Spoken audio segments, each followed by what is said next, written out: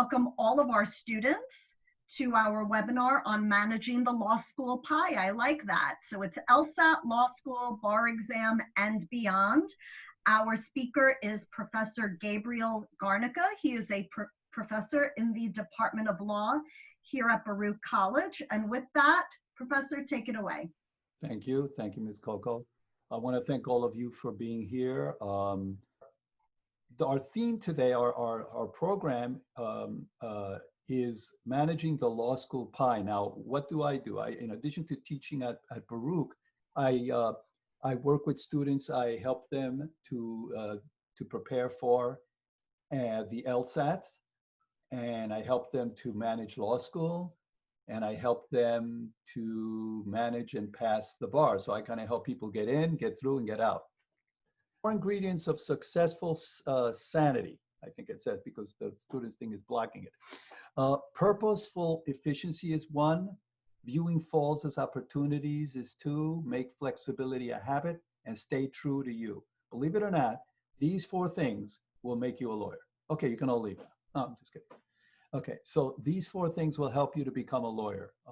I know when you look at them, you go like, this sounds like some Tony Robbins thing or something, but they will help you to become a lawyer. So let's go through them. What is purposeful efficiency? As you can see in the cartoon, the guy they hired to be the efficiency guy is late. If anybody would like to unmute themselves and call out, why do you think that the efficiency guy might be late? Anybody? Don't put it in the chat because I can't see the chat right now. Well, efficiency doesn't have anything to do with what time you get there, but just how well you did it. Okay, it's an interesting take. Efficiency, being there on time is part of efficiency. Here's the problem. The guy is probably so worried about efficiency that he became inefficient. So if before you leave home, you're thinking of the 9,000 things I better do, you know, you'll never leave home. So you'll see in a minute what I mean. So purposeful efficiency is being efficient with a purpose in mind. I can be efficient. I can arrange all my clothes in alphabetical order. Then somebody says, why? And I'm like, I don't know. So that's kind of efficient, but is it really efficient that's going to make any difference in the world? What if I arrange my clothes in alphabetical order in case there's a 1% chance that there might be a hurricane that might knock out the light, and then I won't see my socks, and then maybe when I'm going to go to work or something, I'll pick the wrong color socks. So there's like a 1% chance that I might get the wrong color socks, which maybe 1% of humanity would even notice. And there's a 0.5% chance that somebody might get upset about it and go, what are you on drugs or something? You have a blue sock and a red sock. Are you crazy? And then maybe there's a 0.5% chance of that they might fire me. I mean, if you think about it, it's insanity. I mean, yeah, you want to be able to pick your socks in the morning, but there's things that are more important than I got to make sure that I have the blue socks instead of the black socks. But some people, they get so obsessed with everything that before they go to a law school or a job interview, they flip out and they end up messing up because they're so obsessed with this whole notion of I got to be perfect. And you're law student, you're going to be law students. You're successful people. So I get it. People that apply to law school are usually not bums. They don't, you know, like, oh, I'm going to get a D and who cares? No. I mean, you're already very success oriented, but there is a point at which you have to be kind of like practical about it. So you have to have reasonable and realistic goals. If you're, for example, I get students who come to me and go, I want to get a 180 in Madalside. And I say, why? And they look at me like I'm from another planet. They go, what do you mean, why? Because 180 is perfect. And I go, and that will make you be? And they say, perfect. And I say, and that will make you feel? Perfect. And I say, and that will help you by being perfect. And I go, that's great. There are politicians that I know who will remain nameless, that will not say who they are at this time. The only thing I'll say, they were former governors of the state, but I will not name them. They had a 180 LSAT score and they are now in shame. So the decathlon is an athletic contest where you must do well enough across 10 events to win. I know that looks like an old video game, Top, maybe it is. it does you no good to be incredibly good at one or two events and perform poorly at the other 8 events. Your purpose is to win the contest, not shine in one or two events. Hey, Bob, you came in 7th in the Olympics in the decathlon. Yeah, but did you see my 1500 meters race? That was great. I mean, they don't give you a medal for that.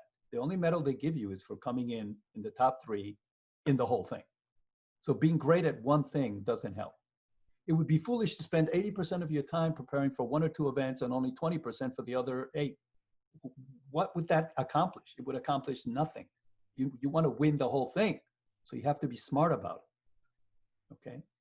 Efficiency with a purpose. Efficiency means getting the best possible result with the least possible wasted effort. You want to try to avoid waste. There's going to be waste, but that doesn't mean you have to become a manufacturer of it with your own license. Okay? Being efficient, purposeful efficiency means being efficient with an eye towards your goal. So you develop in your head, what is your goal? So right now, you guys, I'm assuming one of your goals right now is, I want to get into law school. And then if I said to you, what kind of law school do you want to get into? And somebody will go, the best. And I'm like, okay, what does that mean to you? And oh, the top 10. And I'm okay. Maybe that's a good goal. But if I've had students with a 135 LSAT, and they tell me, I want to get into Harvard. And I'm saying, well, you can visit someone. You can go in as a visitor. But they go, what do you mean? What do you, hey, that sounds like a shot. What are you talking about? What do you mean a visitor? I want to be a student at Harvard. I'm like, okay, in culinary or? No, law school. I'm like, well, you have a 135. Hey, I thought you were supposed to make me feel better about myself. I'm like, well, no, my goal is to help you get into law school if that's what you really want without going into like delusion land. And some of them get angry with me. They're like, I paid you to make me feel like, I'm like, I don't understand. Do you want me to be honest with you and help you, or do you want me to lie to you? So somebody with a 2.6 GPA and a 135 LSAT is probably not getting into Harvard. I'm not going to say completely because you never know. I mean, maybe they somehow get a interview and everybody faints or something, but the odds are you're not going to get there. Does that mean you shouldn't apply at all to, it depends on the person, whatever, but purposeful efficiency, it would be a waste, for example, if you apply to 10 law schools and they're all in the top 10 and you have a 2.7 and a 130 LSAT. What are you doing? It's like, talk about setting yourself up. That would be a waste. It would be a waste. It would be a shame too, because you're just going to suffer, and there might be a good law school out there that's not going to get you because you spend all your time applying to these schools that will never look at you. So what about purposeful efficiency in LSAT prep? Spending 70% of your prep time on your strongest area of the test. Some people do that, by the way. Why did you spend like 8 out of the 10 hours studying logic games? Because I'm good in logic games. I feel good when I do it. Makes me feel good about myself. Like, okay, that's great. But you were already great. So like there were 25 questions and you got 24 right. So why did you spend 8 hours on it? Because I want to get that 25th question. Like, oh, okay, that's sad. Okay, if you got 24 out of 25, you're good. You don't need to get that 25th question. That's sick. You don't need that. Better to spend that time on an area where you need more help. Spending 60% of your LSAT prep time on your weakest area. Some people say, so I get it, Professor G, Chocolate Thunder, I get it. What you're telling me is spend all my time on my weakest area. I never said that. It depends on what you see. For example, some people, I've had students, logical reasoning is their weakest area. They get 13 or 14 right all the time. That's it. So they get like what, 10, 11, whatever the number is. So they get like half of them right and half of them wrong. No matter what they do, it's always 50-50. And they study and they study and they study and they practice and it's still 50-50. You think I'm going to tell that person to spend 70% of their time practice? Why? So they can go from 50 to 51? Ooh, let's have a parade. I mean, basically at a certain point, you just say, okay, it's time to move on. So I prefer to spend, if you look at that chart there, everybody's different. What some people do is they spend 30, 40, 30, 25, 50, 25. You notice that most of it is in the middle area. Of the 3 main areas on the LSAT, there's going to be an area that you're going to say, okay, what's my strongest area? Now, by the way, that's another thing. How do you define strongest? If somebody goes, my strongest area is I get half of them right in logic games. Unfortunately, that's not very strong. So if that's your strongest area, then you kind of will have to work on everything. But let's say you really are really good in one of the areas, and you have a lot of trouble in another area. you should probably spend the bulk of your time on that middle area where it's going to make a difference, where you're close enough to being better that you can really improve. But it's not like, I mean, for all I know, and believe me, I was one of those. I think in logic games, I still don't like them that much. I always used to fight the game. I'd be like, why does Mary have to sit next to Bob? It's so stupid. So I would fight the game, and and and and um, and so I always had trouble with logic games. So for me, spending a lot of times in logic games didn't make any sense because it wasn't going to make a big difference, you know? So efficiency means you say to yourself, what is your purpose? Your purpose is you want to get a certain score in the LSAT. So it might be a question of working on that middle area where it's going to make more difference. You know, working on your best or your worst area might not make, I'm not saying ignore it. I'm just saying, as you see here, you just kind of balance it a little bit where you're spending less time where it may not make as much a difference. Okay. What about purposeful efficiency in law school application and choice? Consider your GPA and LSAT scores, like we just said. What if your budget and reality dictate you should apply to 12 schools? That's it. You can only apply to 12 schools, let's say. Because otherwise, you know that if you apply to more than that, you're going to go nuts and it's just going to be too much for you. Well, if you make 10 of them a top 10 school, like you apply to all top 10 schools, and your LSAT is 130 and you have a 2.8, I don't consider that purposefully efficient at all. Because your chances, I mean, you could possibly get in, but you have less chance. So if you can only apply to 12 schools, how about applying to 1 or 2 of those top 10 schools, and then maybe apply to 4 or 5 of the middle ones, like that. Spread it around. This is the first time I'm going to say this. Every time I say this to people, they look at me like I'm from another planet. Make it a question. Give other schools a chance to meet you. Give other schools a chance to have the privilege and honor. People say, what are you, like, conceited? No, that's the way you should look at it. They have the privilege and honor of seeing you as one of their students because you're going to be incredible and they're going to be happy that they took you. So, but if you only apply to the top 10 schools, there's a bunch of other schools that are never going to meet you because you never gave them a chance. So you're looking for the school that's going to fit you like a shoe. Okay. Depending on your LSAT score, you should, we just said that. So basically you just try to be efficient about it. You spread the wealth. Don't put all your eggs in one basket. All those other corny sayings that they say, they have them for a reason. Okay. Purposeful efficiency in law school. Studying or reading aimlessly for 12 hours. That's not purposeful. If I ask a student, were you purposely efficient in your first year at Yale? Yes, I studied 23 hours a day. I'm like, I don't think that's purposely efficient. To begin with, you must have looked like a zombie when you were walking into class. Second of all, if you study 23 hours a day, I think you missed some classes. So that's not very purposefully efficient. Purposely efficient is maximizing your result. How about spending a lot of money on outlines? People get 46 outlines. Are you going to do well in contract law? I have to do well in contract law. I have 16 reviews, that I bought, and Emmanuel and all these other, I forgot most of the names already. So, I got 14 of them, and then what I'm going to do is I'm going to combine them into like a massive force that will help me to get an A. I'm like, okay, you're giving yourself more work. So how about if you figure out what reading schedule works for you, study schedule works for you? Oh, one of my students said, I'm really good in contract law and I love criminal law, but I love torts, but for some reason torts gives me problems.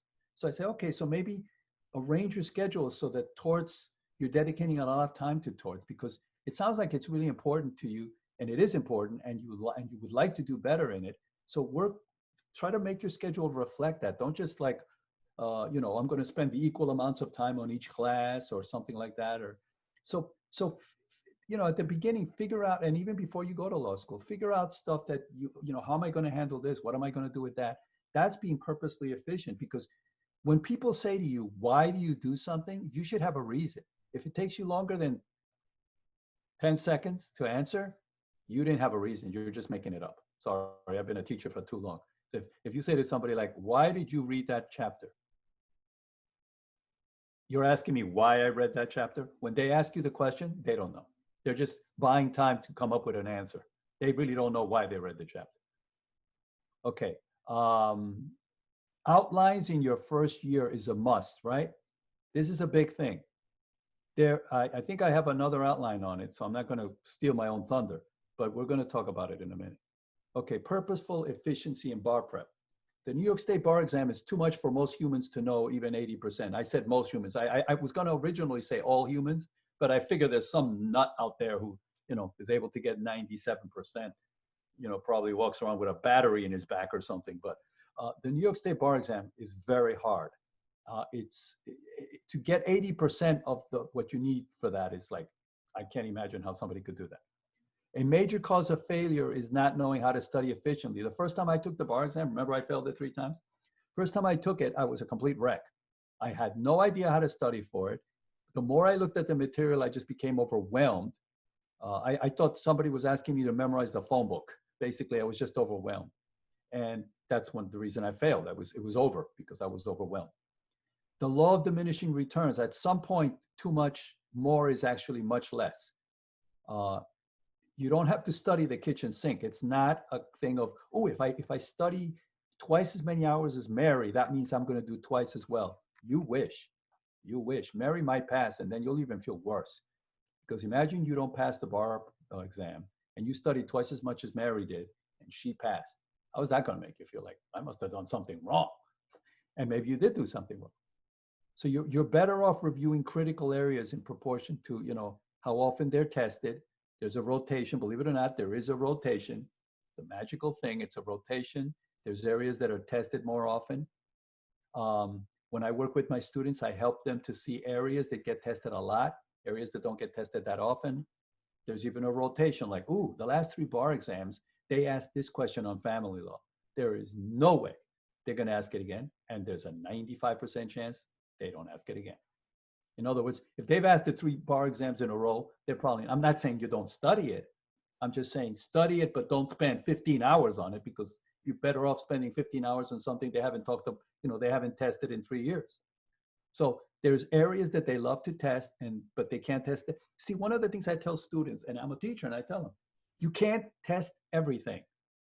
As a teacher or as a preparer of a test, you can't test people on everything. So they have a record. You can see what they've asked before. So they're not going to ask you, they're not going to have a question about a left-handed blind, Republican named Bingo, who, and with 52 different things that you've never seen before. They're not going to do that because they have like a pool of things that they like to test. The pool is only so big. So the only thing they can do is rotate. Like they'll ask a question on, like, let's say divorce or something. And then the next time they'll ask on, child custody. There's a pattern. And that's called intelligent studying for the bar exam. Not very efficient studying would be, let me just study everything. So, okay. How does purposeful efficiency help you into practice and teaching? Well, your overall purpose is to serve your client. Going for a risky thing when a more practical thing better serves your client is not being a good lawyer. A good lawyer you don't walk up to your client and say, I'm going to get you $100,000 when you know that probably it's going to be 50,000. But if I tell her 100, it'll make her feel better. But no, it won't, because now you told her 100, now she expects 100, and then she's going to be upset. Or what if your client says, I want to sue this guy for this. And you're like, what? Like when I was working with people in business law in Baruch, we would be giving hypotheticals. And so if somebody had a product and they tore the product apart and built it again, and then they want to sue for product liability, it's over. They changed the product. They have no case. It's over. Once they started fiddling with the product, they've ruined everything. So if your client tells you, I think I moved this switch from here to the other side, and you're like, that's not good, but I better not tell her that because she'll get really upset. So let me tell her that we're still going for it because I want to be the first lawyer in the world to win this kind of a case. I mean, really? I mean, so yeah, you have to be compromised sometimes, and you have to be practical. And being purposefully efficient means my overall goal is to work for this client's best interest, and sometimes their best interest is to fold. This is 60% of what I wanted. I'm good with this because my lawyer is a good lawyer. My lawyer told me this is probably the best I'm going to get. And if anything I do from here on in is probably just going to be waste, and it's going to get me upset. And It might backfire. So, I mean, that's what being a good lawyer is, knowing what, when to be moderate. This is a big thing for me, the second part here. Viewing falls, so this is the second of the big four. Viewing falls as opportunities. This is a very big thing for me. I do this outside of law. I use this as how do we define falls? Some people define falls as like failure. They say it's a failure whenever you screw up, whenever I'm stupid. They always put it in such negative terms. A fall is when I don't know, when I get fired from my job, or I fall out a window, or if somebody gets cancer. Yeah, all those things are terrible things that can happen to people. But I mean, a little mistake here and there, you don't have to put it in negative terms. A fall could be like I applied to Columbia Law School and they didn't accept me. That could be a fall for me, because I wanted to get into Columbia Law School, and I applied to them and they didn't put me on the waiting list. They actually created a new list for me. It's called the Waiting for Your Grandchildren list, because they're going to accept my grandchild, but not me. So, I mean, it's like they created my own list. That's special. So, I mean, some people, if I don't get accepted to Columbia Law School, I'm going to pass out. I mean, really? How many law schools are there in the country? I mean, really? I mean, okay. Maybe you like, what's her name? Mater, I forget her name. What's the statue, the famous statue in front of is it Mater, whatever? I forget the name of the statue. It's a famous statue in front of the library. The point is, yeah, there might be a law school here and there that you'd like to get into, but I told you before, don't look at not getting into a law school as a fall. It's a setback. Okay, I wanted to get into that law school. Okay, get a drink of water. Okay, next. I mean, that's the way you have to be. You have to be resilient. There's a lot of law schools out there. But besides, if you apply to the law schools the way we said, like you have some in the top 10 and some in the middle and some, if you do that, you're going to have some acceptances coming in there. People who were smart enough to accept you. Somebody goes, oh, come on, Professor Garnica, you're playing a game with us. If I apply to 5 top 10s and 20 middle ones and 5 really like ones that will accept anybody, of course I'm going to get some acceptances. You're just playing with our brain. Okay, well, here's the point. Isn't it better to have acceptances than nothing? I mean, I'd rather have acceptances from a variety of schools than nothing. Why did you go over 10? Because I applied for the top 10. They rejected all of me. Okay, that's great. What are you going to do now? I mean, so you have to be smart about it. You have to kind of, spread your risk and things of that sort. Okay. Now, you can avoid falls, but there are people who are terrified of falls. They're so terrified of falls that they're petrified. They're paralyzed. I think they call it analysis. What is it? Paralysis by analysis. They're so freaked out about failing that they don't do anything.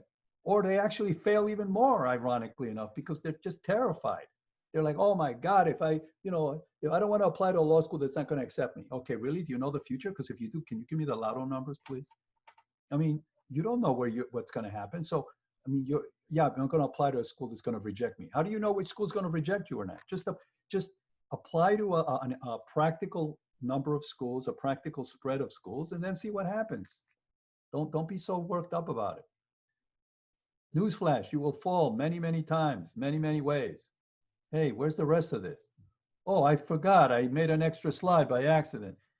Anybody want to leave now? I screwed up on the slides. Mary, why did you leave that presentation by that professor? He messed up a slide. As soon as I saw that, I said, forget it. This guy's got to be a loser. Okay. And by the way, if I have 40 people in a class and 35 and I teach them, and I've had this happen. I've had students that they do very well in my class. I give them an A, and then they go in to rate my professor, and they rip me up.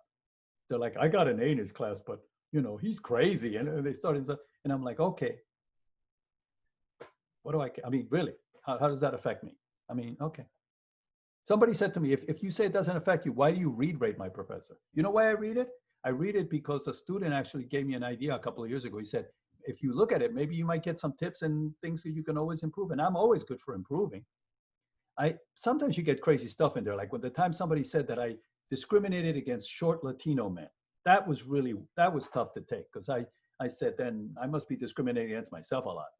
That's just crazy. Okay. Many see perfectionism as a virtue. There's a lot of people out there, you say, be a perfectionist. They go, yeah. I don't happen to think being a perfectionist is such a virtue. I don't think so. I really don't. I think the reason is perfectionism has been given, like, you know how there's a term that people like overuse it? Like love. Don't you think the term love has been overused? Somebody goes, hey, that's not a nice thing to say. I think love is overused. Like people go like, I love linguine. I mean, really? Do you really love linguine? I mean, you want to date linguine? What do you mean? What does that mean? I love linguine. Maybe you like linguine, but don't use the word love for everything. You know, you don't need to use that word for everything because then you kind of dilute it if you use it for everything. I love my wife and I love linguine. Okay, so you're comparing your wife to linguine? Is that what you're doing? I mean, really? Is that where you're going? So I think terms that get overused, it kind of dilutes the term. I think perfectionism is one of those words. They think perfection. What do you mean? Being a perfectionist, you try to do the best job all the time. No, you don't understand. A perfectionist doesn't try to do the best job all the time. A perfectionist tries to be perfect. Let me know when you meet somebody who's perfect. If any of you raise your hand, please leave the room immediately. I don't want you in this webinar. Perfectionism is really being blindly obsessed with avoiding stumbles and setbacks. It's almost like, I don't want to mess up anything. Okay, enjoy yourself. And I'm saying that facetiously, is a big word, because you will not enjoy yourself. You will have a very horrible life because you will never be happy, because life is not perfect. People are not perfect. You're going to be miserable if you want to be perfect. Like I said before, what is a 180? It's a good bowling score, but a 180 on your LSAT, does that guarantee you're going to be happy? No. Does it guarantee you're going to be a great lawyer? No. It just means that you did really well on a test that somebody invented to help you get into law school. Congratulations. Now, when you go into law school, you got to be just like everybody else. You know, I went to NYU Law School, and my undergraduate was St. John's. I went to St. John's. When I applied to St. John's, when I was in high school, I had a really high average. I got really good grades. I got a full scholarship to St. John's. I thought I was a combination of Louis Pasteur and Thomas Jefferson. I thought I was so perfect because my scores were so great and everything. And that was actually the worst thing that ever happened to me, because going into college, I didn't even think about myself. I just thought, like, I'm Midas, if I touch it, it's an A. That's how I thought. That was really obnoxious. So I went into St. John's, and people would say to me, like, do you know how much a credit costs? And I'd say, I don't know how much a credit costs. I have a full scholarship. I don't even care. I had trouble making friends at first. People don't like it when they're like complaining about the tuition and you go like, what is the tuition anyway? Is it like $50? And then they just like, this guy's in another planet. We want to slap him. So I majored in pharmacy. St. John's is a very powerful pharmacy school. And I majored in pharmacy, and I had a master plan. My plan was, I'll major in pharmacy and I'll apply to medical school. Because yeah, my mother was always the type, she said, of course, I'm going to give you a freedom of what you want to be as for your life. You want to be a brain surgeon, a heart surgeon, a lung surgeon. That was her idea of giving me like leeway of what I want. She wanted me to be a doctor. So I kind of bought into it. And since I did so well in high school, I figured I could be a doctor. I could be anything I want. I was almost like the epitome of that guy joke that says, why are you a lawyer and a doctor? And he said, I didn't hear my mother say or. So he did both. So I was pre-med. You know, in pre-med, you have to get like really good grades. Pharmacy's hard. I wasn't getting good grades. I was getting C's. You know what that does to your medical school application? It was over. I was in big trouble. My GPA was going down the tubes. I was this honor student. My self-worth, my self-identity as a person that was worth 2 cents was Gabriel Garnica, honor student, National Honor Society, Spanish Honor Society, Portuguese Honor Society if they had it. I was in everything. I was, so my whole self-worth was wrapped up in being a good student. You know what happens when the thing that you're all wrapped up in gets taken away from you? I was miserable. I was like, I'm useless. I'm no longer an honor student. What am I? I was a human being. That's what I was. But I never learned that until I got to college and I had horrible grades. And then I said, oh, this is a nightmare. I got out of pharmacy because I was not happy. I wasn't cut out to be a pharmacist. I was more towards the verbal type. You might have noticed. So I moved over to psychology. I loved it. I started getting A's again. I felt good about myself. That was more my shoe that I should have been wearing all the time. See, so sometimes when you get caught up in perfectionism, you actually forget who you are. You get caught up in this illusion of what you think you are. And it doesn't serve you well at all. It makes you very unhappy. Okay. Managing falls in LSAT prep. Does that look familiar to some of you? Somebody goes, hey, I did that problem yesterday. Okay. That's a game. That's a logic games setup that people do. And you know, if you, in other words, you are going to mess up when you're practicing for the LSAT. You're going to see some areas that you're not good in. That's okay. Look at your problem areas as opportunities to become better. Imagine you turn everything that you have trouble with as an opportunity to become better. Who's going to stand in your way? Think of all the things you mess up in the last 5 years. If all of them were opportunities to become better, who's going to stand in your way? How can they come up to you and go, loser, you messed up? And I go, no, I didn't mess up. I learned from it. What's the story on you? See, nobody can touch you. You become untouchable because you are so built up in your mind that you are going to become better that there's nothing to be worried about. Okay. Managing falls and LSAT scores. Hey, I think that kind of rhymes. Managing falls and LSAT scores. I could make a poem. Test scores just dictate what store you can shop in. You get a 180, you're in Park Avenue. By the way, does it mean if you're in Park Avenue, does it mean you're happy? No. Did anybody ever hear of this expression? You can unmute yourself if you have. They call it the golden prison. That's an expression in psychiatry. The golden prison. These are people that go to their psychiatrist and say, doctor, you got to help me. I'm making $900,000 a year. I have a mansion and a yacht. They're just like Elmer J. Fudd, millionaire in the Bugs Bunny cartoons. I got a mansion and a yacht, and I'm not happy. Help me, doctor. Something's wrong with me. I'm making $900,000 a year. I have property worth $20 million, and I'm unhappy. What's wrong with me, doctor? I'll tell you what's wrong with you. You got property and money and all that, but you're not doing something that makes you happy. So that's it. That can happen. So a 180 doesn't mean you're going to be happy. On the other hand, a 140 shouldn't mean that you're sad. If you do your best and you know you did your best and you get a 140 and your GPA is a 2.8, remember if you apply to the schools like I told you to, you're going to get into and especially if you have a lot of your extracurricular activities and everything. Let's say you get into 3 schools that are in the middle or a little bit below. Who cares?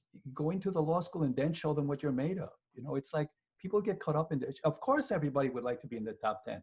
My point is, you can try to be in the top 10 if you think that's going to be good for you. But if you don't get in, it's not the end of the world. Think about how many law students get accepted into the top 10. Think about how many law students applied. Most people don't get in to the top 10. And you know what? They become lawyers. So, you know, managing falls in law school application and selection. Again, like I said before, don't see a given law. Oh, I didn't get into Harvard, so I'm a failure. Really? That's nuts. See it as a chance to find a school. You're looking for a school that deserves you. When I tell people that, they get like mystified. They're like, wait a minute, you're ruining my whole perspective on the universe. Yes, you're looking for a school that deserves you. You are a unique person with unique skills. You bring a diversity that is special. There's a school out there that is going to love having you as a student. It's just that a lot of them they don't even know it. Maybe they don't care to know it. If they don't care to know it, why do you care to be with them? You're picking a law school as much as they're picking you. Once you're in law school, what happens? Try to, don't be afraid to ask for help. Classmates, counselors, professors. I know somebody who didn't apply to a certain law school that will remain nameless because she said that when she went on a law school visit, she realized some students told her that don't ask any classmates for help because they will never help you. They want to destroy you. She didn't want to go to a law school like that. It was a top 10 law school. Top 10. They said the students are cutthroat. They don't want to help each other. Oh, I'm probably like 3rd in the class, but if I help you, you're 4th, you might pass me. No, I mean, really? That's sick. I don't know. Some people can deal with a school like that. I wouldn't want to be in a school like that. So, don't be afraid to ask for help. Learn and grow. Things will happen. This is a big thing. People say, oh, there's an easy way to, a trick to get through law school. Law school is hard, guys. There is no way to make it easy. You can make it easier, maybe. You can make it more like humane. You can make it where you can be more healthy as you're going through it. But there's no trick to get through law school. The ones who think that the ones who need help actually sometimes more often than not prevent failure, trouble from getting bigger actually, because they ask for help at the right time. Some people, they don't ask for help until it's a huge problem. Why didn't you tell me? Dean will say, why didn't you tell me this 2 months ago? Well, I was embarrassed. Okay, now you have a huge problem because you didn't ask me for 2 months. I mean, first semester law school, 2 months later, it could be too late to even save your grades. So keep an eye, like if you're experiencing things, like, well, I'm having trouble with this. A lot of professors are very not, people think, oh, I'm not going to go to that professor, he's going to scream at me. I think most professors are pretty good with people who ask them for help.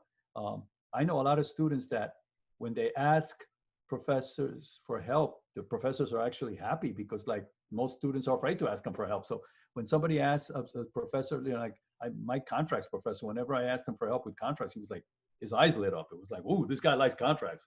So sometimes they love to help people because it shows them that this person cares. So managing falls in bar prep. Let's say you're getting towards the end of law school. You know what they call somebody who gets a D+ on the New York State bar exam? A lawyer. A D+ will make you a lawyer. The test is so hard that if you get a D+, they give you a pardon. That's how hard it is. And I know students who are like, I don't care. I want to get 90%. I'm like, okay, enjoy yourself. Get a grip. It's probably invented by somebody who passed the bar exam.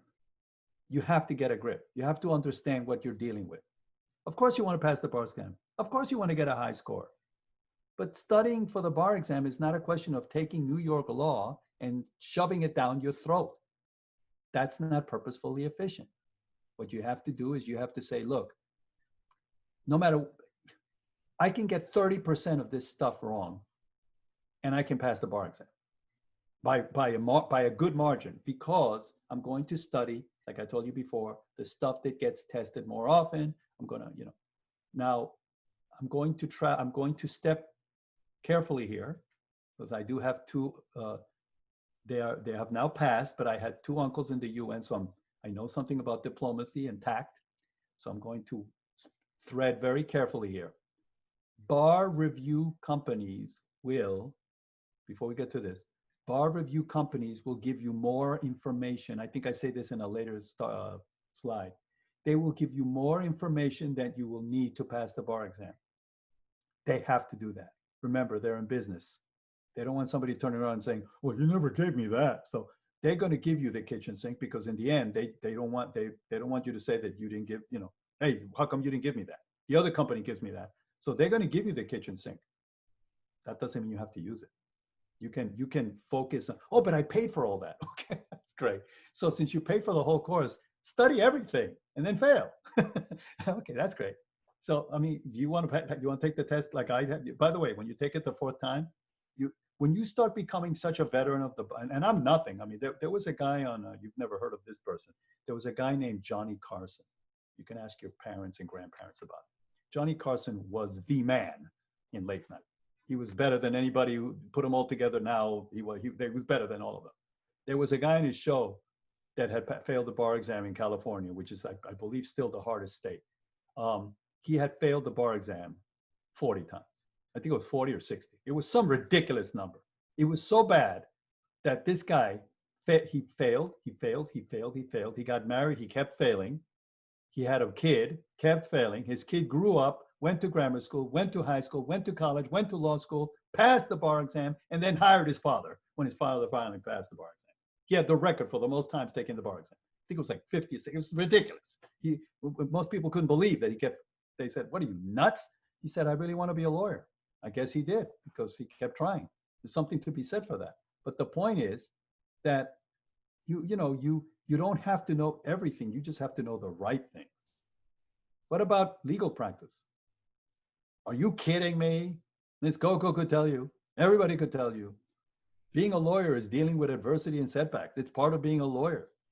I didn't put it here in this slide. Do you know what an appeals lawyer, Alan Dershowitz, right? He's in the news all the time. I think he's still in Harvard. He's like one of the most famous lawyers around, and he's an appeals specialist. He specializes in appeals. You know what an appeals lawyer who's great, what his percentage of successful appeals is? I think it's around 30%. That's like baseball. I mean, if you're 30%, you're great. That means 70% of the time when you make an appeal, it's not going to work. So what do you want that guy to do? Jump off a roof? I mean, you just have to deal with it. It's like being a lawyer means you have to deal with setbacks. You probably don't know who this is. I don't want to label anybody, but John Wooden is a famous college basketball coach at UCLA. He's dead by a lot of years now. He was old when I was a kid, so it can give you some idea. So, but he was one of the most successful college basketball coaches in history, if not the. And he said, do not let what you cannot do prevent you from doing what you can do. So yeah, you can focus as a lawyer, as a law student on the things you can't do, or you can focus on the things you can do. Which one are you going to serve your client the best? Okay, so being an effective justice is maximizing gains, minimizing waste and setbacks. And it's all part of life. Okay. The third thing, making flexibility a habit. Best logic game setups are those that allow for variations. I don't know how much you guys have studied LSAT stuff, but there are people that their logic game setup sets them up for failure, because it's as soon as, you know how those questions where they go, pretend that Mary can go next to her grandfather now. And you're like, no. If you make a setup that when Mary can stand next to her grandfather, your entire setup falls apart, how is that really helping you? It's going to frustrate you. So learning how to be flexible really helps in adapting. One of the things I tell some of my students, but I tell them, try this out when you're preparing. Try to attack questions out of order. Some people go, wait a minute, it's going to just ruin my entire type A personality. Okay, it doesn't work for everybody. But for some people, they can attack questions out of order. What do I mean? Logical reasoning.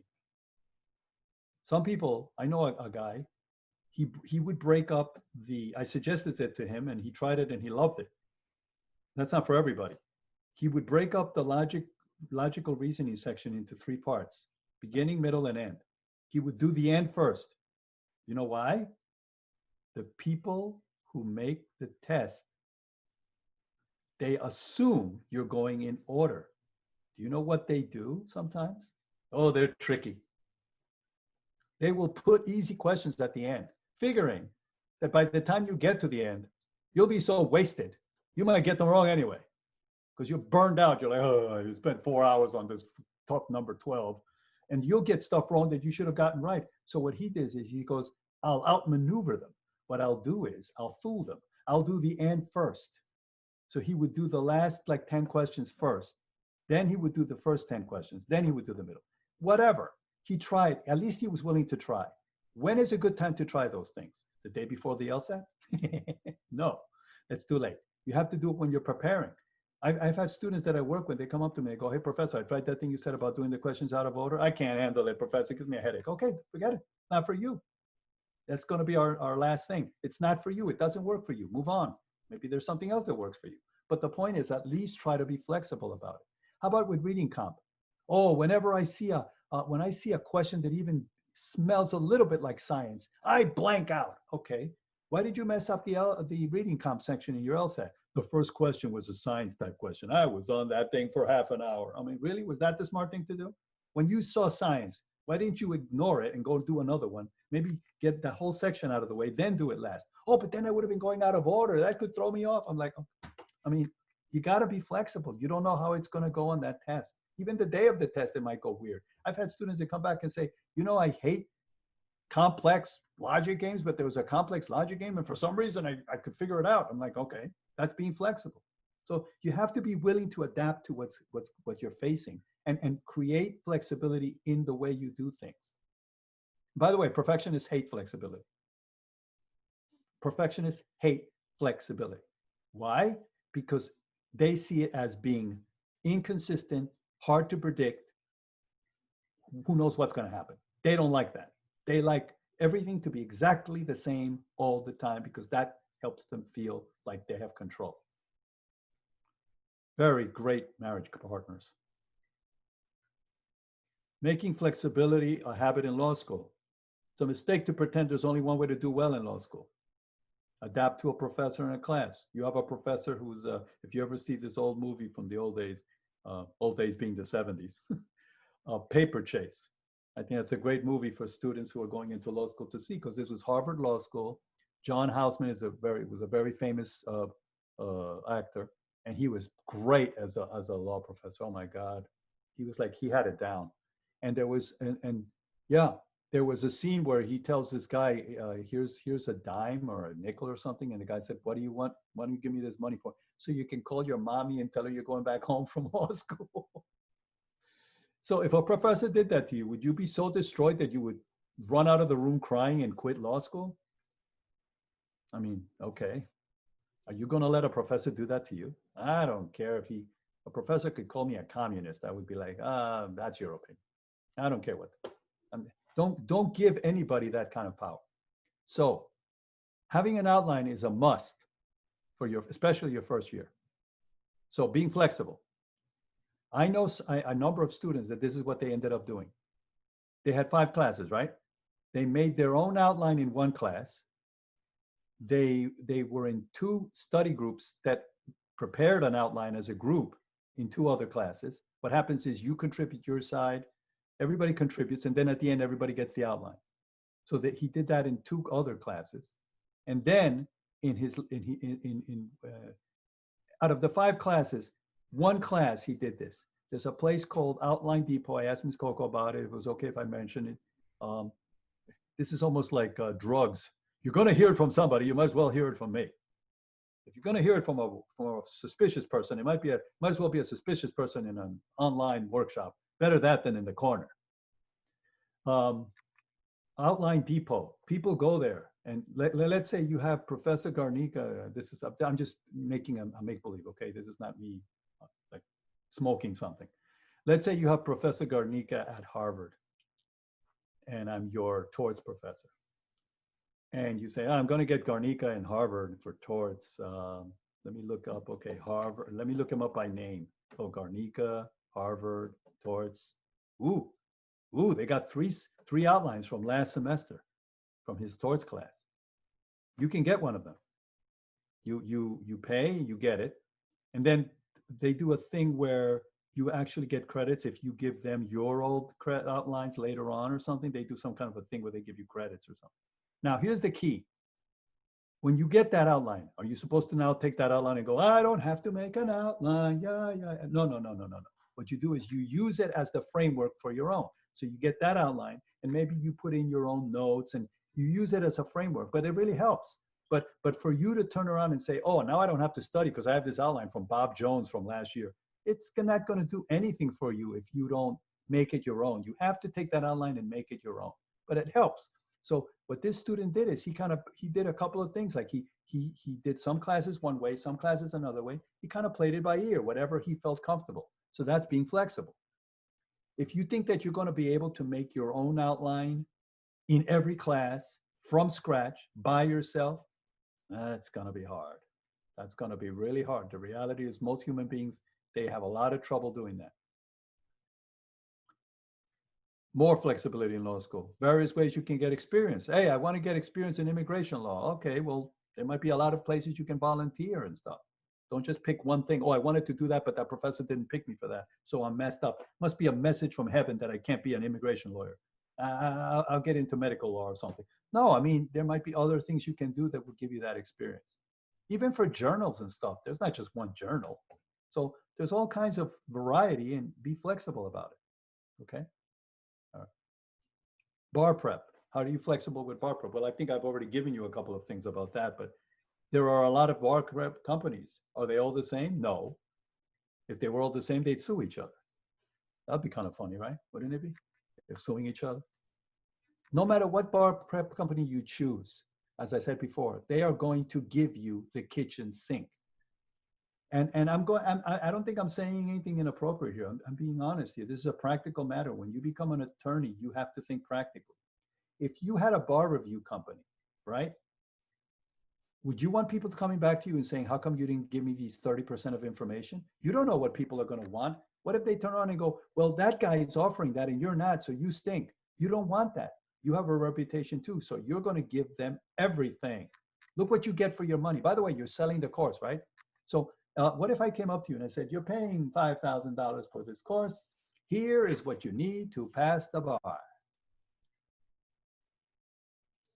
There it is. Thank you for your $5,000. What do you think people are going to say? Are you nuts? I'm not paying $5,000 for that.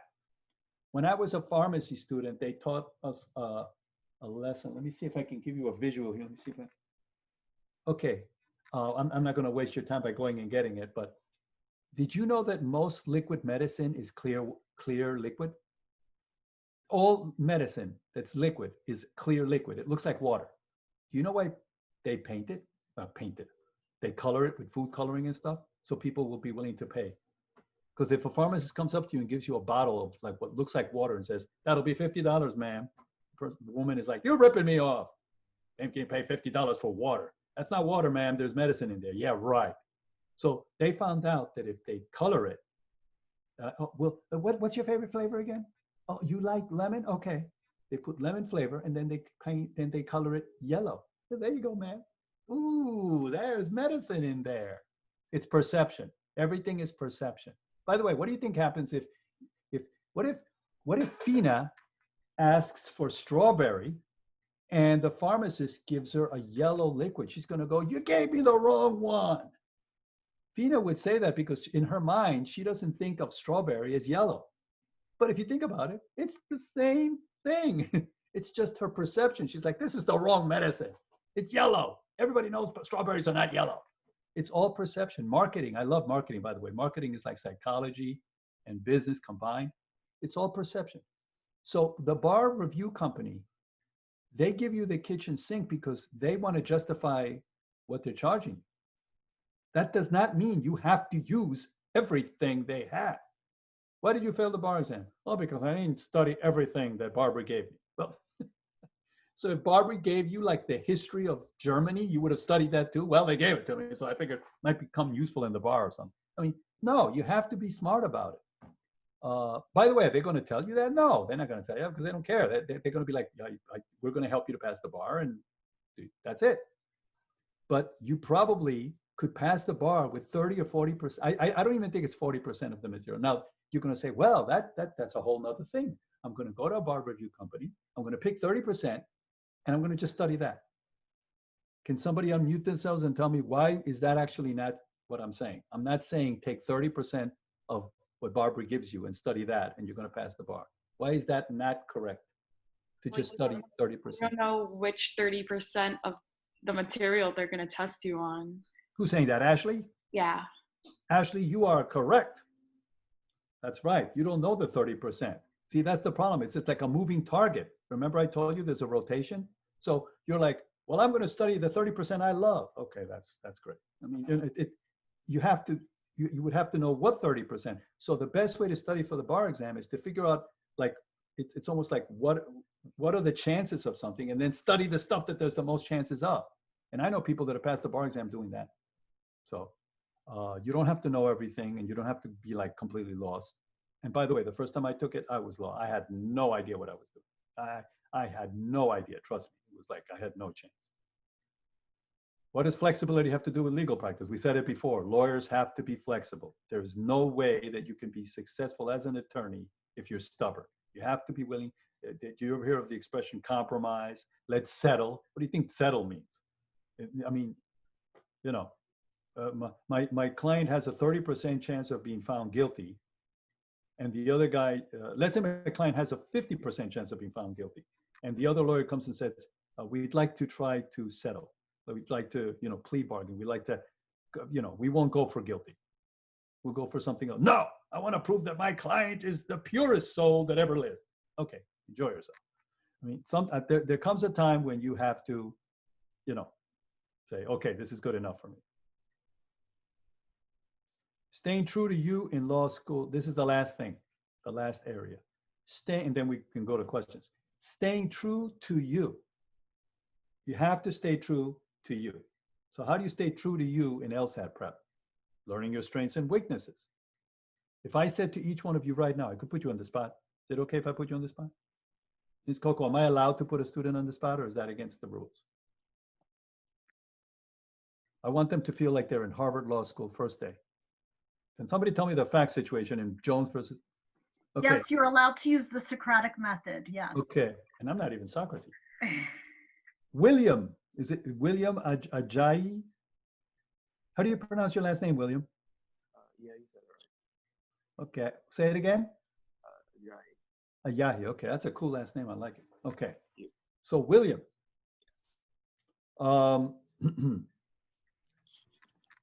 what do you think is your strength in the LSAT right now, would you say? I would say logical reasoning. Logical reasoning, very good. Notice that William didn't take that long to answer. Some people, when you ask them that question, they say, oh, I have to go to the bathroom, I'll be right back. Because they don't know. And one last question, William. What would you say is your weakness? What is an area that you think you have to work a little bit more on?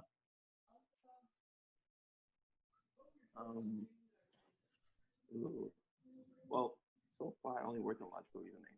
So I'm sorry, what was that? So far I only worked on logical reasoning. So I'll say everything else. Everything else, okay. But, you know, I mean, the whole point is thank you, William, by the way.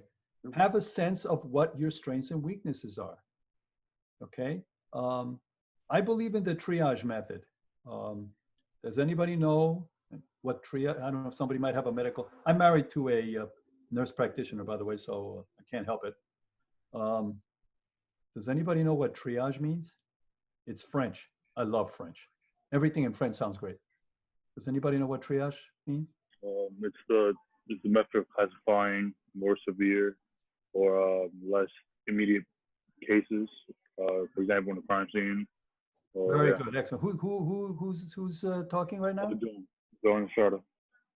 Thank you. Yes. Well, triage is you basically saying, okay, if you arrive at an accident scene and there's a guy bleeding from the aorta, he's got an aortic rupture. You know what the aorta is? It's like a major artery in the body. If it ruptures, you're dead. They will not be able to save you. It's impossible. It's too ridiculous. It's like there's no way they can save you. There's no way. By the time somebody arrives to save you, you're going to be dead. So it's horrible and you're going to die. So you have one person with a ruptured aorta, one person with a collapsed lung, and one person with a broken fingernail. The person with the broken fingernail is screaming the loudest. Ah! Why did you help Mary? She was screaming the loudest. Very smart. Hey, you are a good EMS worker. You go for the person who's screaming the loudest. All right. That's very smart. It's a broken fingernail. She's not going to die. Get over it. Some people say, well, I would help the guy with the ruptured aorta. Poor guy, I got to help him. He's got no time. Now, are you going to go tell the family, we didn't do anything because there was no way he was going to live, so we just let him die? No, you're not going to go get graphic about it. I'm sorry, your relative died. That's the reality. But working on him was a waste of time because he was going to die. The one who needs the most time and effort is the guy with the collapsed lung because he could die if you don't help him. So after this graphic, image, you triage in law school and LSAT prep also. You stay true to yourself. What am I really good at? What you're really, really, really good at probably is not going to make a lot of difference if you double the amount of time studying for it because you're already good at it. I mean, what do you really do? You should maintain it, but it's not worth it to go crazy studying that area. And for a lot of people, they might be so poor in something that they could improve a little bit, but it might be a waste of time to go crazy about that either. It's like some people are just horrible in logic games. I mean, if they get 11, they're dancing, and that's it. And accept that and move on. But you see, what is the perfectionist going to do that? No, because the perfectionist takes an 11 in logic games as a, constitutional amendment saying that they stink and they will never allow such a thing. Hello. You know what I have students that get an A- and go, Professor, I'm considering dropping this class because I'm going to get an A-. I'm like, so you intend to graduate from college when you're 90? I mean, what are you dropping? You're dropping this class. I'm going to get a B+ and I really don't feel good about it. I'm like, because when you're applying for a job, somebody's going to ask you, why did you get that B+ in fundamentals of business law? You better explain yourself, mister. I got news for you. Nobody cares. I mean, nobody cares. Once you get a B+, you think somebody's going to go, oh my God, that's not an A. No, you're going to win them over on the interview. They're not going to go, we're not even interviewing this guy. He got a B+ with Garnica. Forget about it. Nobody cares really. So you do the best you can and move on. Okay. So just to stay true to you, understand what you're good at and what you're not so good at, and deal with that and work with that. More true to yourself. You know what I teach my LSAT students? I call it basket. I have all kinds of expressions, by the way, that my students know. For example, I'll give you an example real quick. I tell students outside dog. My students know what outside dog means. Outside dog means that dog wasn't in the race. So when you're doing logical reasoning questions, one of the tricks they'll do is they'll say like, see, one of the things they'll do in the question, because you have to understand the test makers. One of the things that test makers will do is they'll put something in the question that is true, that everybody accepts as true, but it's not in the question. The question is your universe. If you're doing an LSAT question and the question says the White House is pink, guess what? The White House is pink for the purposes of that question. Somebody goes, I got that wrong because they missed a typo or something, because I know the White House is white, so I pick C. No, if the question tells you the White House is pink, you go with it. You go with it because they're testing your ability to be disciplined and stick to the facts that they give you. So I tell students, that's an outside dog. They're bringing in stuff.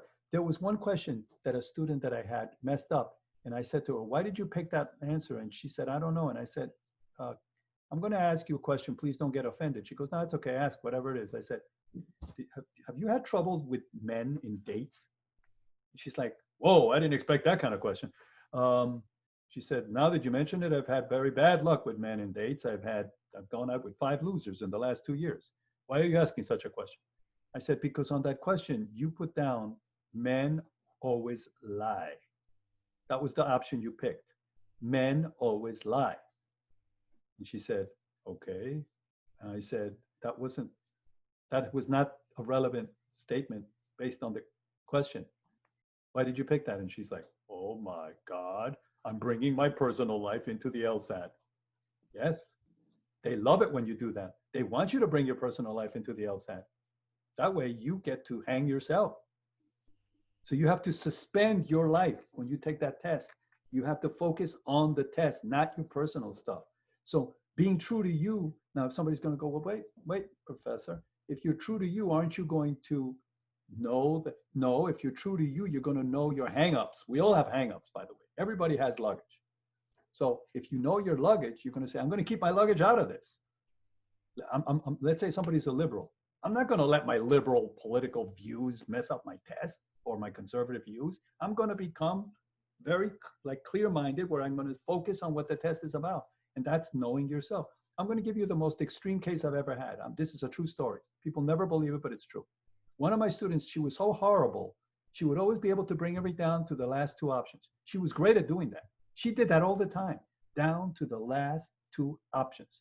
Then 95% of the time, she would pick the wrong one. I couldn't believe it. She was the most talented person I ever had of getting down to the last 2 options. So if the answer was A, she would say A and C. And I was like, it's unbelievable. She's always getting the last, she would get a 180 if she could just get past the fact that she gets down to the last 2, right? And then invariably picks the wrong one. I couldn't believe it. I had never seen something like this before.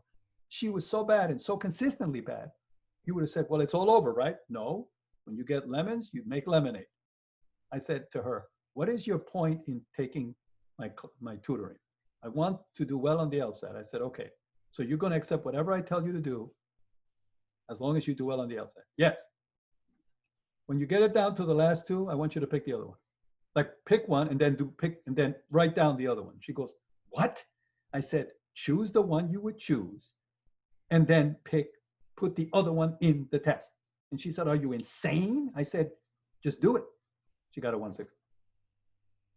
Now, that's an extreme case. This is a person who was so bad, so consistently bad, that you could almost predict it.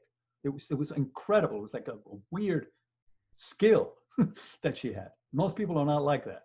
But the point I'm trying to make is that's called being true to you. The reality is she was good at getting down to the final 2, and then she messed it up. So you work with that.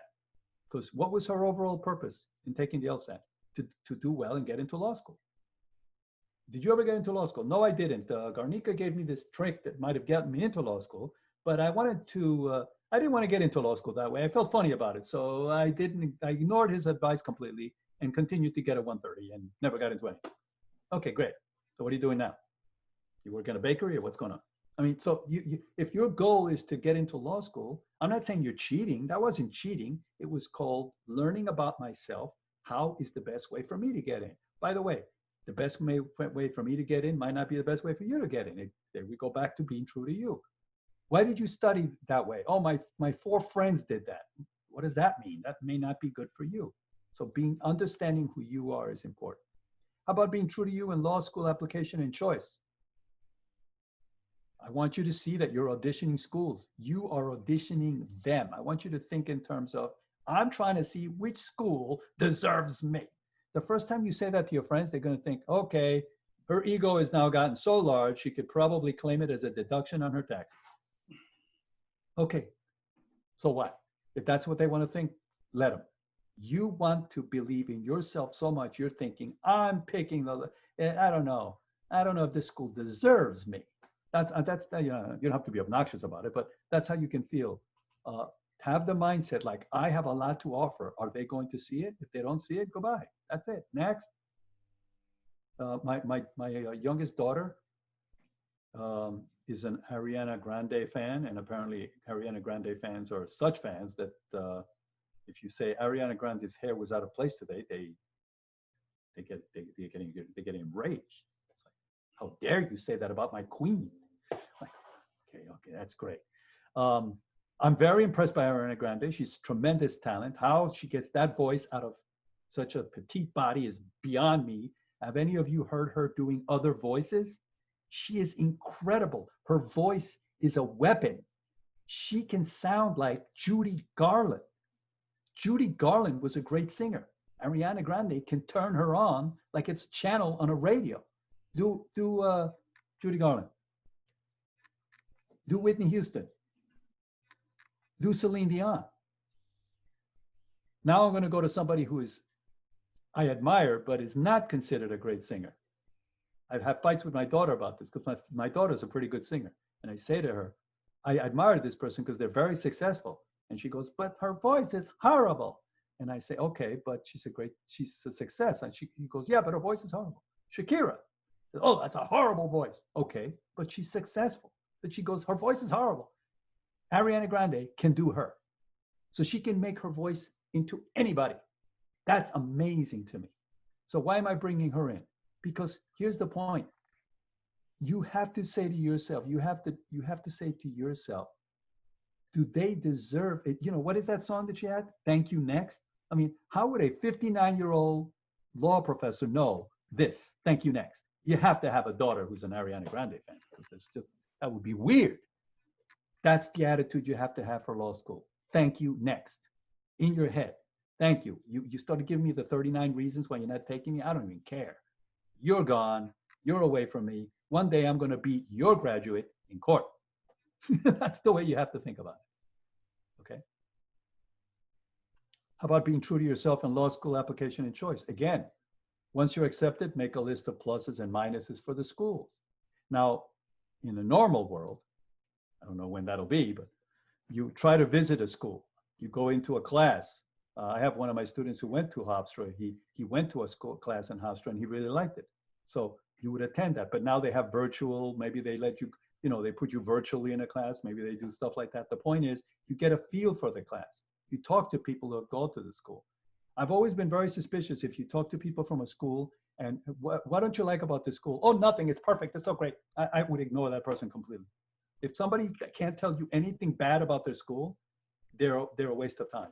That person is obviously somebody says, oh, really, aren't you being a little harsh? Everything's got something. There's gotta be something. Somebody in NYU law, I don't like the stores around the school. Something. And anybody who says that it's all perfect, that person is trying to hide something. So, but you do research. You research, and what do you? Why are you picking this school over that school? Well, this one is ranked 20, the other one's ranked 10, but the one that's 20, they're really good in they have a special, immigration criminal law thing. Okay, that's good. That means that you're something that's important to you is important to them. That's important. It shouldn't be like, oh, I picked 10, 10 because they're 10 and the other one's 12, so I picked 10. It's not that simple. If you feel uneasy about choosing a school, maybe you shouldn't go there. Oh, but 46 people told me I should go there. Well, then tell them to go to the school. Being true to you in law school.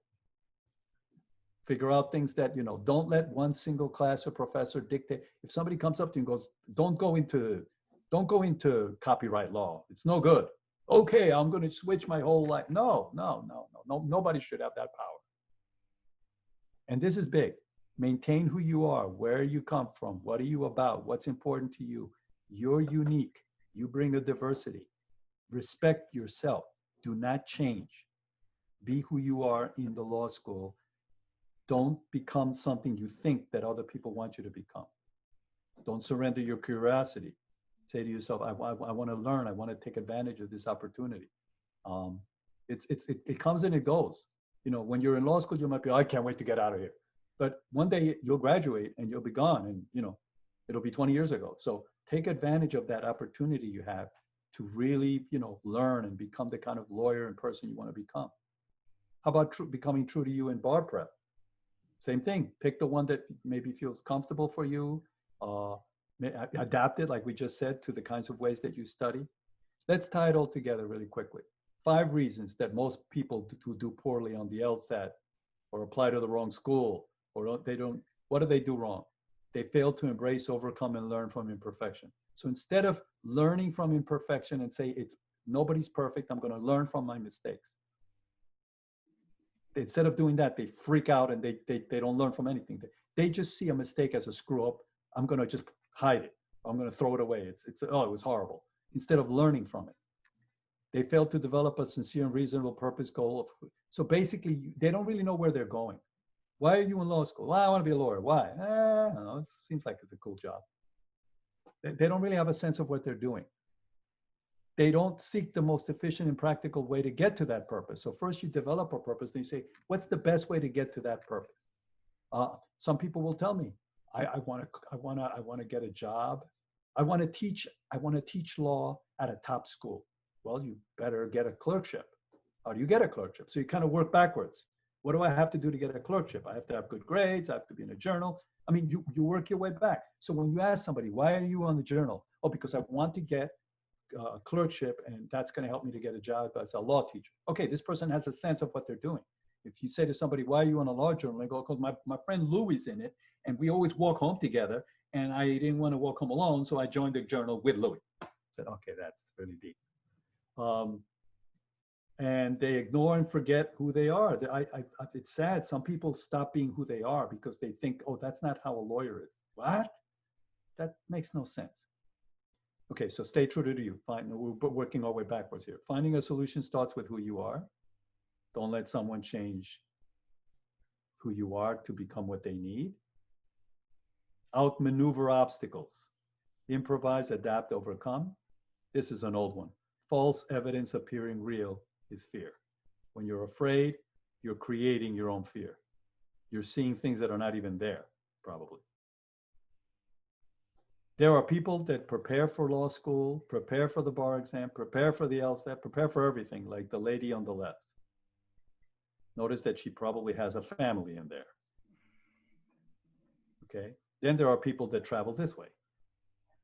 Those are the people that succeed. Now, of course, if he's got 8,000 socks in there, that's not efficient either. What is he going to do with 8,000 socks? But if whatever he's got in there is what he needs for his trip, then that's a very efficient and light way to travel. That's a lot better than this lady. She probably has a lot of stuff she doesn't need. Even if she has a lot of stuff that she needs, she obviously didn't prioritize. She's taking too much. It's preventing her from moving practically. And that's the way some people, they do everything. And you can't, that's not the way to do it. Okay. Now, I put this at the end. That's a mistake. Okay, let's wait for a minute. Wait for it.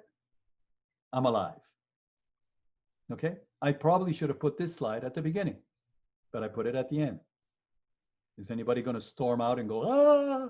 No, it's who cares? Okay, so that's me. I've taught business law over 200 times. Sometimes students will ask me, are you sure that's right? I go, look, even if I was the dumbest person on earth, if I've taught a class 200 times, I must know it by now. I've had thousands of students over the years. A lot of them have gone to law school. Some of them blame me. I failed bar exam 3 times, like I said. If this is my email that I use, lawprofgbg@yahoo.com. So if you ever need any, somebody, like one of the voices that we said that you ask, hey, I was in that workshop that you did, and you mentioned something, and I just had a question, this or that or the other, and I'll be happy to help you out. If you want to connect with anything about anything, I'll be happy to help you out. Okay. Now I'm going to, I don't know if there's any kind of chat stuff or something. Let me see here. I got 13 things there. Okay. It doesn't look like there are many questions in the chat. I know one earlier question was about the importance of outlines. Mm-hmm. Why is that important? How do law schools test their students? How do law schools test their students? Well, yeah, the outlines are important because it helps you conceptualize and kind of put the course in like perspective and kind of make put the course in a nice little box. So you learn from doing the outline. It forces you to kind of put the course in a frame out work where you can kind of think about the course and maybe how things are related to each other. So it's a good thing to do, and everybody does it. And sometimes professors will tell you, I will let you use your outline on the final. So if you don't make a final and your professor lets you use the outline on the final, you are in deep trouble because everybody else is going to have an outline and you're not, and it's going to be a mess. So you do it. I always tell people, do the outline as if they were going to let you use it, but get it into your head anyway. And I help students do this. I have a student that I've helped them to do this. You can make like an index for your outline. Let me explain what that means. And you make an outline of your outline. It's crazy. I've had students that had a 130-page outline.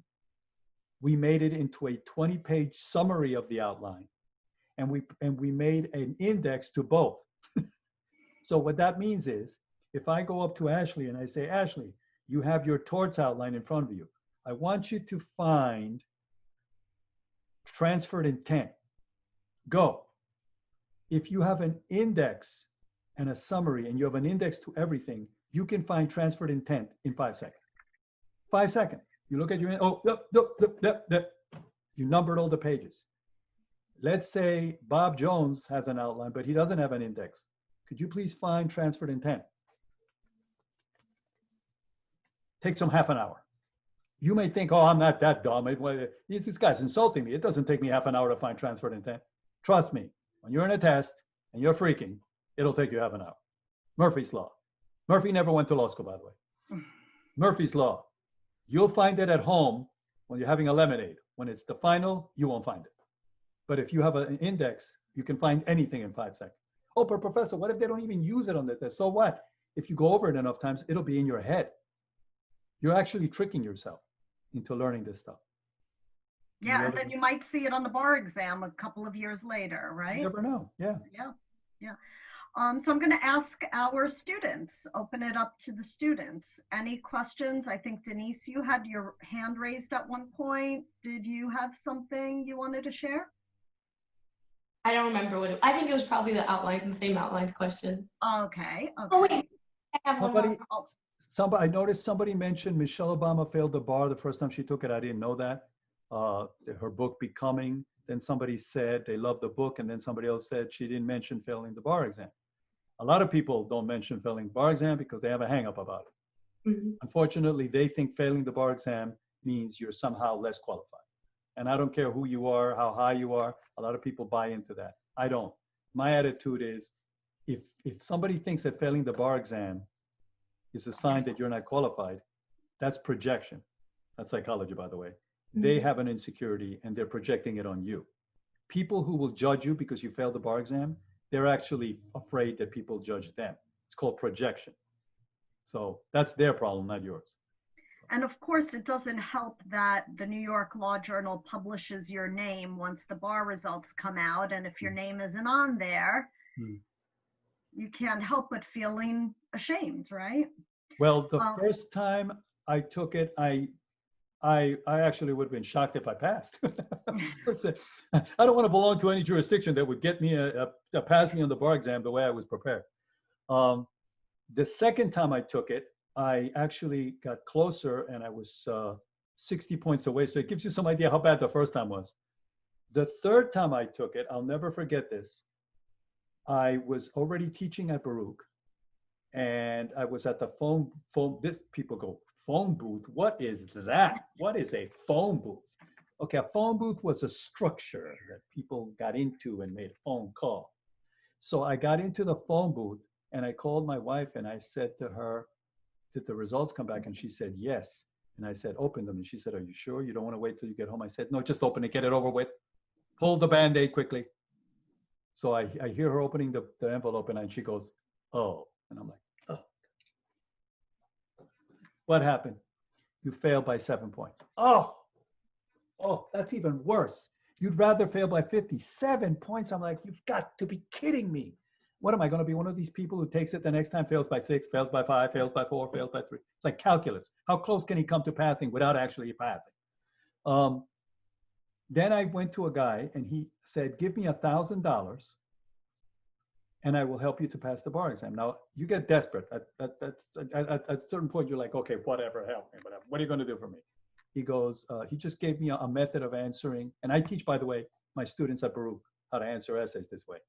He showed me a way to answer legal essays. And he said, I have never had anybody that I taught this to who failed by less than 10 points, not pass the next time.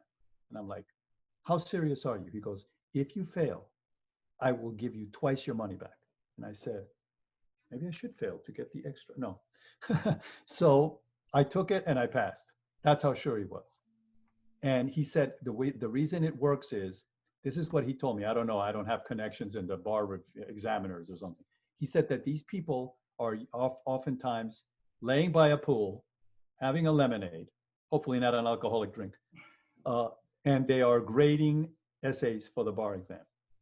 Like they'll give them a stack of like 200 students and they'll say, grade these by Thursday. And the guy's like, oh, this is a nightmare, but he has to do it. So he's grading these tests by a pool in the hot, nice summer weather. And so then he said to me, how would you like people to, if you were doing that, what kind of tests would you like the most? And I would say, get to the point, be efficient, be concise, be clear, follow some sort of structure. He said, yes, yes. Oh, by the way, I forgot to mention very quickly. I actually thought that it was no. When I paid this guy the $1,000 was the time before the last time.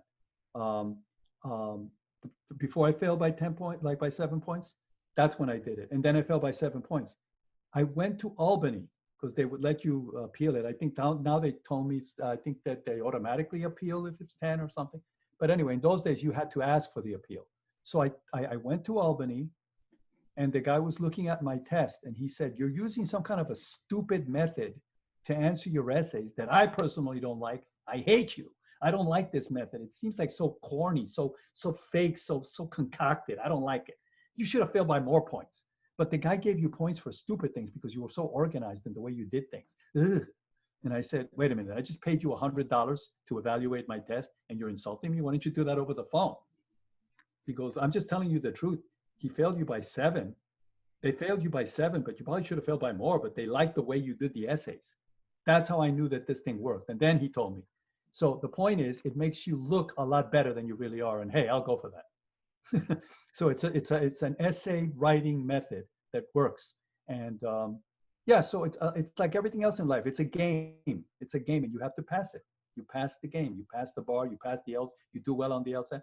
You just move on with your life, and you know, and stumbling is part of it. And the people that are afraid to stumble, they have trouble doing anything because it's like you're always going to stumble. So, yeah.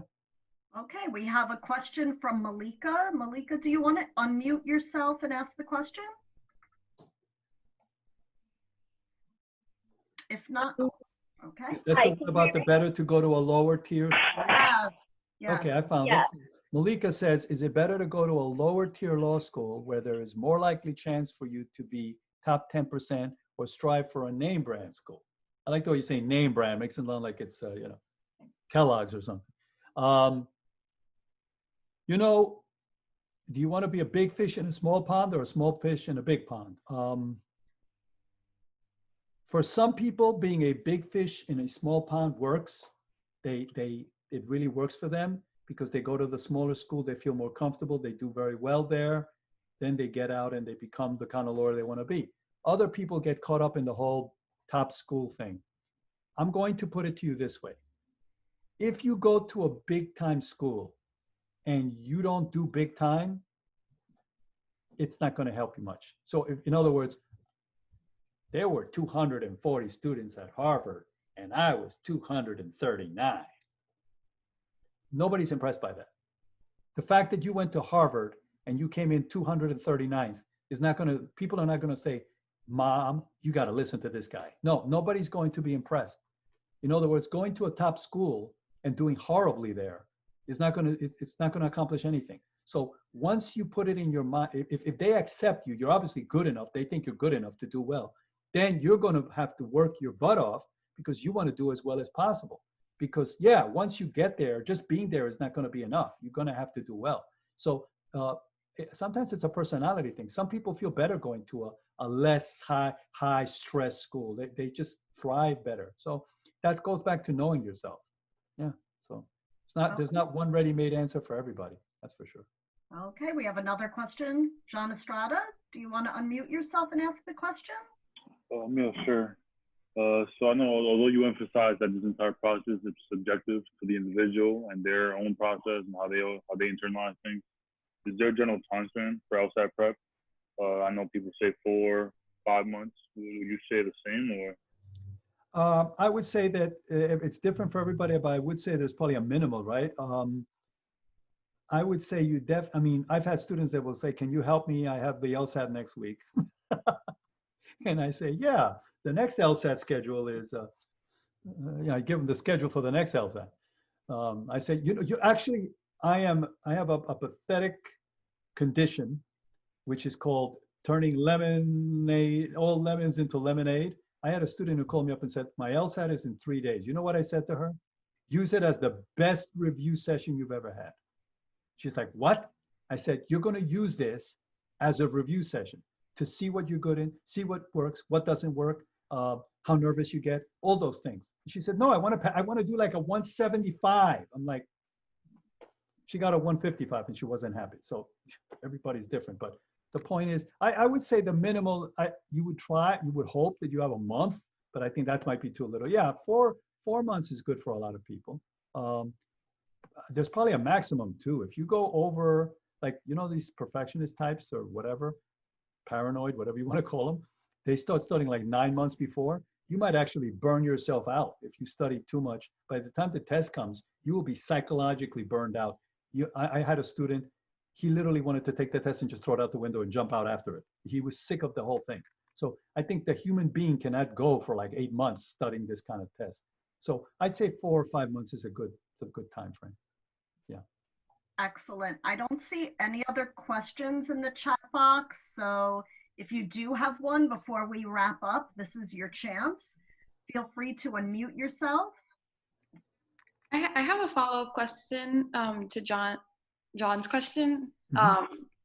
So it's not you don't recommend studying for more than 8-9 months, but what if you work like a part-time job or if you only dedicate maybe 2 hours of studying per week, would you? Very good question. That's an excellent question. When I say 8 months is like crazy, that's like a person who's full-time studying for 8 months. If you have a full-time job or whatever, then 8 months of studying for you might be the equivalent of 4 months of studying for somebody else. So in that case, you're actually smart, because if you're going to have like 2 hours to study, if let's say you're only going to have 1 hour to study a day, you're going to need 8 months, because what's going to happen is you're going to have to do it by pieces. In other words, you're going into what we were saying before, adapting to your circumstances. Is a very smart thing to do. And for some people that works great, so yeah, by all means. Any other questions? Okay, I have one final question, actually, Professor. Sure. So what did you do as a job while you were trying to pass the bar exam? Because 3 times, 4 times is a lot. And I even took a break. Yeah, and the bar exam is only offered twice a year. So Mm-hmm. we're talking about a few years here post-graduation. Right. Well, what happened with me is when I was in law school, I realized that I love teaching. I realized that I feel there's nothing that the 3 things that I believe that we can all do certain things right, well, and the 3 things I can do well are writing, speaking, and teaching. That's it. After that, I'm really pretty much a lot of trouble. Drawing is horrible. Okay. So when I was in law school, I realized that I love teaching. So I said, I want to be a law teacher. I also realized, I was realistic about it. I realized that I probably was not going to be a law school teacher, because to be a law school teacher, you have to do certain things that I really wasn't crazy to do. So I said, look, you want to be a teacher, but you don't want to be a law school teacher because it's just not practical for you. So maybe you could teach in college. And I started looking into that. So and then I got accepted. I guess Elliot Axelrod. He was the chairperson, and I interviewed with him, and he really liked me, so he hired me. And the rest is history. Basically, I was already teaching at Baruch when I was trying to pass the bar exam. So imagine, I was lucky that way, that I got something that I really liked from way back, and I was already doing it. So, but yeah, that's a tough thing. It's a tough thing it's part of it happens sometimes, All right. Well, I lied. We do have one other question from Samantha. Samantha, do you want to unmute yourself and ask the question? Okay. Hi, Professor. Hi. Yeah, it's sort of a follow-up to Ashley's question. Mm-hmm. But if you're one of those people who are studying for 4 to 5 months, Mm-hmm. would you say that it's ideal to be studying maybe 3 or 4 hours a day, or is that like too much? Or No, I mean, if you can handle it, it's great. Some people do that. Yeah, especially if it's full time, if you're really studying for it. I've had people that'll do 2 hours in the morning, then they'll have a life, meet human beings, do stuff like that, eat. And then in the afternoon, they'll study another 2 hours. So that could actually be smarter than somebody saying, I got to do 4 hours in a row. Like I used to have somebody who would try to do that. And I would say to her, why are you studying 4 hours in a row? Oh, because I want my afternoons to be completely free. I'm like, wait a minute, let's step back for a second. Do you want to get into law school? Yes. Do you want to do well on the LSAT? Yes. Is that the most important thing? Yes. Or is the most important thing having your afternoons free? So that's called, you have to figure out what it is you want to do. And then, so 2 and 2 is better in my opinion than 4 in a row, because 4 in a row. Now, I'll tell you one thing that I do tell some people. I tell some people as you're getting closer to the test, study or do questions for 2 hours in a row or 3 hours in a row, because you got to build up the stamina for the test too. That's another thing. If you studied and you did one section and that's all you ever did, one section, imagine taking the whole test. All of a sudden you're like, whoa, wait a minute, I never had to do this for so long. So if you were training for a marathon, would you run down the street and then go home? No, you would run like they run a lot. They run 100 miles a week. So it's almost like you have to practice to develop the stamina to keep focused, because it's hard when you're in the last. By the way, one of the things I teach my students is to kind of identify the questions that kind of give you trouble and leave them till the end. Here's the way I look at it. And by the way, I have an illness. I think it's been diagnosed. I just make metaphors for everything. I can't help it. So one of the metaphors I give my students is I tell them, if I told you there's 5 barbells in the next room, one of them weighs 100 pounds, one of them weighs 50, Another one weighs 25. Another one's 10, another one's 5. I'm going to give you 1 minute to bring as many as you can in. I will give you $1,000 for each barbell. What do you call the person who goes out and brings the 100-pound barbell? A dope. Why are you bringing the 100-pound barbell when the 5-pound and 10-pound and 25-pound will give you $3,000? In other words, if they're all worth the same, get as many as you can. So what does that have to do with anything? Well, if all the questions are worth the same and certain questions give you trouble, why are you trying to do them in the middle of the section? Leave them till the end. And this is what I tell them. If you're in the last section of the test, in the last 10 minutes, you want to be doing a question that you probably have about over a 50% chance of getting wrong anyway. That's when you know that you've hit LSAT preparation nirvana. When you are doing the questions that you stink at the end when you're tired. You're probably going to get it wrong anyway, so who cares? That's when you know you've really got it down to a science. In other words, the less chance of doing well on the question, you're doing it at the time when you're less likely to get anything right anyway. If there was a here's the metaphors again, so watch out. If a house was on fire and I said to you, the house is on fire, but there's a guy standing in the middle of the house with a match lit, you'd be, I don't see it, the house is on fire. Okay. So once you're doing poorly in a certain part because you're tired and it's the last section and I'm always get tired at the end. Okay, so if you're doing the questions that give you trouble anyway, okay, who knows? Maybe you'll get one right. But if you're doing questions that you probably could have gotten right, but you're so tired you get it wrong, you know what they call that? A Greek tragedy. Getting questions wrong that you would have gotten right 10 minutes ago, that's bad. You do not want to do that. And then people say, they get frustrated. What do you want me to do, Professor? How was I supposed to know that they were going to stick, 3 questions that I'm good at the end of the section? Well, that's where it comes in. Maybe when you're doing the test, you say, wait a minute, these 2 questions in a row, I can't handle this. I'm just going to leave it alone for later. Let me keep moving. Maybe you'll get a chance to get to the question that you're better at. You know what I'm saying? So spending 20 minutes on one question is suicide. Everybody knows that. And some people, believe it or not, they do that because I got to get this right. It's like a personal challenge to me. No. You just want to survive. You want to do well on the test and get into law school. And that's where I think perfectionism really hurts people. They don't become the most efficient people in the world. They hold on to, here goes again my daughter, my 2 Broadway daughters. They don't follow the advice from Frozen. They don't let it go. They don't let it go. They just hold on to it. I got to do number 9. No, you don't have to do number 9. You can do the other questions. But what happens if I run out of time? Guess. Put a C down. You might get it right. Who knows? Yeah, that's it. All right. We have one more question from Janelle. Okay. Janelle, do you want to unmute yourself? Yes. Hi, Professor. Hello. I am interested in also getting a master's degree. Do you think that will help my chances? Because it's kind of like, Hey, I know you. Same. Yeah. I know you. It's not exactly in the same area of interest as the legal field that I'm interested in. So would you think that will help my chances, or would it hurt it, like a waste of time? Okay, where do you want to get the master's degree? At Baruch. I mean, I'm sorry, that sounded like a joke. I instead of saying where, I meant in what? Oh, and nonprofit. There's a master's degree in nonprofit? Yeah.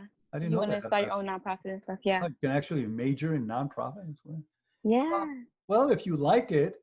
So your question is it a waste of time? Is that what you're Yeah, asking? because I want to do that as well, but I want to know if it'll help me also, because I know your grades they look at for your undergraduate, but if that will help me as well, like the. Yes, it will help you because if you're doing something that you love, that'll make you happy. And if people even ask you imagine somebody asks you, why did you take that class? Now you got a whole story to tell them.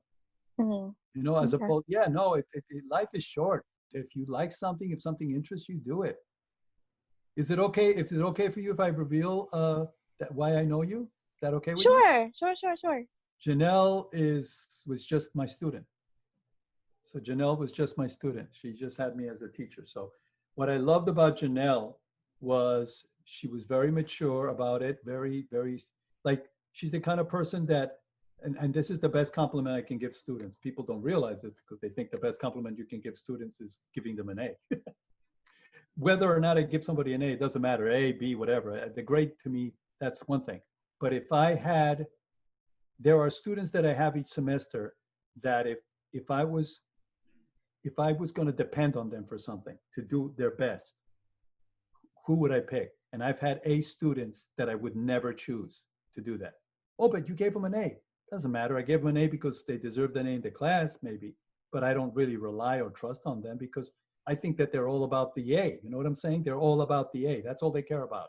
But Janelle, you can tell that she's going to be successful because she's real, and you can depend on her. And she was like the best. She was the best, like online student. It was amazing.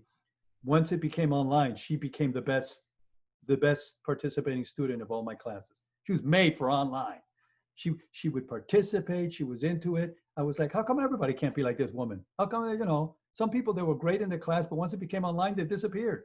But Janelle became great, even better online. So I was very happy to have her as a student, and I'm very happy to see that you're in the pre-law and everything else.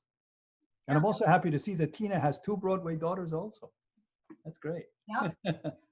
Janelle, I know who you should be asking for a letter of recommendation. Oh. But I also wanted to mention that the law schools will look at graduate grades as well. So whatever you do your best. The undergraduate GPA is what they use to determine their decision on whether to admit you. But if you're not doing well on the graduate level, even as if you had a 4.0 graduating from an undergraduate program, they're not going to want to see that. So whatever it is you do, just do it well. Everything counts to some degree.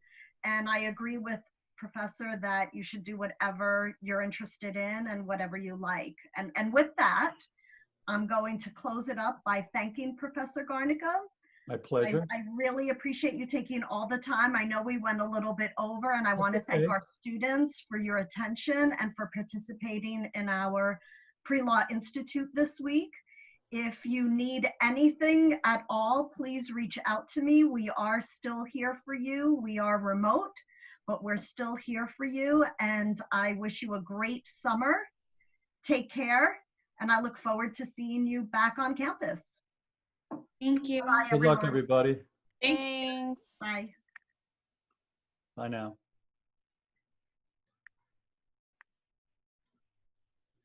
Sounds like you have a really nice group. Yeah, it was great. It's Thank you very much. Spot on stuff. I could listen to you forever. How old are your girls, if you don't mind me asking? Yeah, no, one is 17, and actually, she was so lucky, the 17-year-old, she's a junior. Her friend got totally messed up because she was a senior, but all their senior activities got annihilated. But I know. They just did Drowsy Chaperone. Yeah. And she was, I forget the name of the character, but the one that sings Stumble Along. Okay, I haven't seen it, so not familiar with it. If her name is Jasmine, with Jasmine Garnica. Yes. Stumble Along on YouTube, you will see her. Oh, okay, Jasmine. I will look for it. I wouldn't tell her this. She's 17, so if you tell her stuff like this, it could go to her head very quickly. But yeah, she has a ridiculous voice. It's like really good. The problem with Broadway, and that's what she wants to do. The problem with Broadway is so does everybody else have a ridiculous voice. That's I have a 17-year-old and a 15-year-old who are also Broadway bound. They're close in age. See, yes, mine is 17, but the older one, it's funny. The older one is 27. Yeah. She's teaching drama to elementary school children. Yeah. Many of them are from the underprivileged homes. Right. They don't have a lot of money. In Winchester, Virginia, which is an hour out of Washington. Right. She loves that job. Oh, how wonderful. She gets to direct them. She's hooked on these little kids, like 7-year-olds are now talking about Gene Kelly. Right. She's changing lives. I told her, you're changing lives. There's going to be kids that will love Broadway for the rest of their lives thanks to you. Yeah, That's what she's doing. That So- sounds terrific. All right, I will Google that. I'll send over the PowerPoint that I promised you, Thank you very much. and let's stay in touch. Yes, Have a we great will. Take care. Stay safe. You too. Bye-bye. Bye now.